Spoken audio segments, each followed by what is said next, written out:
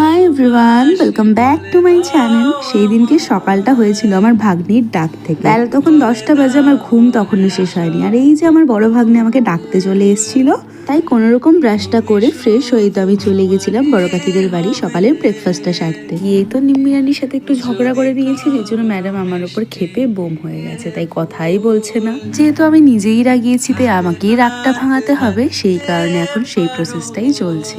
এই তো নিম্মি রানীর রাগ ভাঙাতে ভাঙাতে এরই মধ্যে চলে এলো হাতে গরম গরম আলুর পরোটা, যেটা বানানো হয়েছিল আমার বড় ভাগ্নি অর্থাৎ ঝুমঝুমির আবদারে। তাহলে চলো বেশি দেরি না করে চটপট খাওয়া দাওয়াটা শেষ করে ফেলি। আর আমাদের পরোটার আড্ডা শেষ হতে হতেই বাবার তো সকালের বাজার করা হয়ে গেছে। বাবা ফোন করে বললো মাংস এনেছি, তাড়াতাড়ি আয় রান্না করবি। তাই আমি বললাম চল আজকে সবাই মিলে মাটন বিরিয়ানি খাওয়া যাক। আবার তার মাঝে বড় দিদি বললো যে আমি তো বানাতে পারি, চল তাহলে আমিই না হয় বানিয়ে দিই। সবাই মিলে যখন রান্নাবাড়ি করে খাবো তাহলে ঘরে খেলে মজাটা হবে না ঠিক, তাই সব সেটআপ একদম বাইরে দুপুরবেলা আমরা পিকনিক সেটআপ বানিয়ে নিয়েছি। এখন তো বেশ ভালোই গরম পড়ে গেছে, আর এই গরমে যেহেতু দিদি বাইরে রান্না করছিল আর বাবাও কিন্তু পেছনের জঙ্গলগুলো পরিষ্কার করছিল, তাই দুজনের জন্য ঠান্ডা ঠান্ডা 2 গ্লাস লাস্সি বানিয়ে দিয়ে দিলাম। শুধু ওরাই না, আমরা সবাই মিলে লাস্সি খেয়েছি। আর এই তো এরই মধ্যে কিন্তু মাটন কষা কমপ্লিট, যেটা আমরা কষানো খেয়েছি, সেটা আর ভিডিও করার কথা মনে ছিল না। আর এবারে বিরিয়ানিটা দম দেওয়ার পালা, তাই এখানে হচ্ছে লেয়ারিং। দিদি যেহেতু একা একাই বসে রান্না করছে, তাই আমি ভাবলাম একটু ওকে কোম্পানি দেওয়া যাক। বেশ অনেকক্ষণ বসেছিলাম, আর তারপর যেহেতু বিরিয়ানি রেডি, সবাই রীতিমতো আমাকে তাড়া দিয়ে স্নানে পাঠালো। বেলা 2:30 নাগাদ আমি স্নান করে তারপরেই সবাই মিলে বসে গেছি। এবারে খাবো আমরা বিরিয়ানি। স্নানের পর তো এমনিতেই খিদেটা বেড়ে দুগুণ হয়ে যায়, তারপর আজকে আবার মেনুতে রয়েছে বিরিয়ানি। তার মানে বুঝতেই পারছো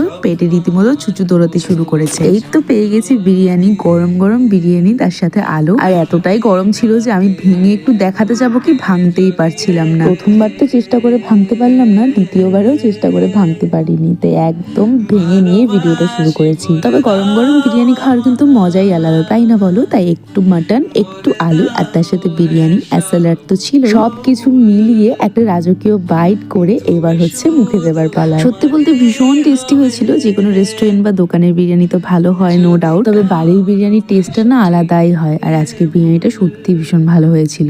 তাই তো দুপুরবেলা সবাই মিলে একসাথে বসে এই গরম গরম বিরিয়ানির সাথে বেশ একটা চড়ুই ভাতিও হয়ে গেল। খাচ্ছিলাম তো বেশ, তবে শেষ পর্যায়ে ঘটলো এক কাণ্ড, সেইটাই চলো তোমাদের সাথে শেয়ার করি। ইন্ডিয়ান মমস বিরিয়ানির সাথে লাউ শাক খাইতেছে। এর থেকে আর ভালো কিছু হইতে পারে না। হ্যাঁ হ্যাঁ, আরো কিছু ডাটা চচ্চড়ি না, আমরা ভালো খাচ্ছি।